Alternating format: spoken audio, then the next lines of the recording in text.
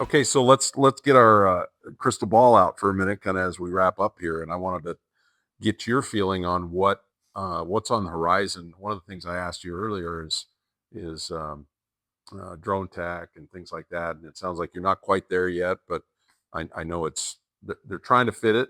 It might be a square peg around a hole again right now, but I'm sure as the end user pushes, they'll get it. So what's in the next 5 years? What would we expect to see in the turf market? One of the big hot topics now in all markets, I think, is autonomy. I mean, we Yeah. start talking about autonomy. Um, I would take it the next step further is autonomous versus autonomy. Hmm. So we are taking these steps that are automating processes that are getting us closer to full autonomy, Hmm. like your mowers, like you mentioned earlier. It's in agriculture, a tillage operation is going to be automated long before an application will be. Sure.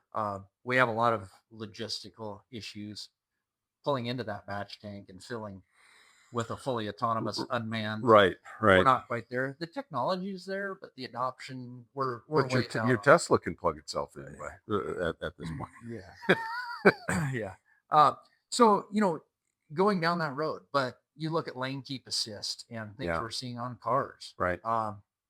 It's trickling down. I mean, For it's in sure. every industry out there. So automating processes, the drones, the imagery part of drone technology, I think is huge. I think we're going to see more of that moving forward Hmm. in golf and turf.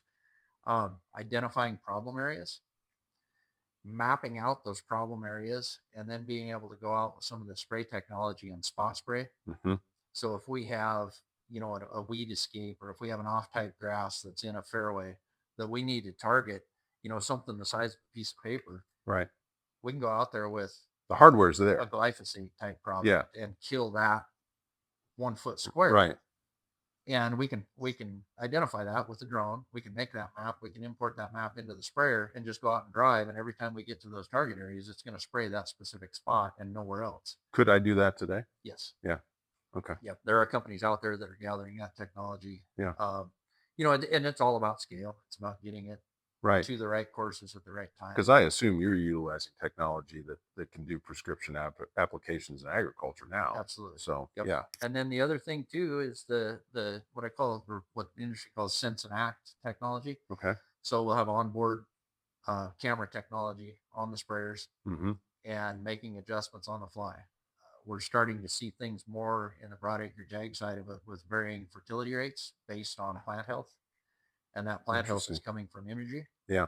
And so we can vary the rate of fertilizer going out on the crop based on the health of that crop.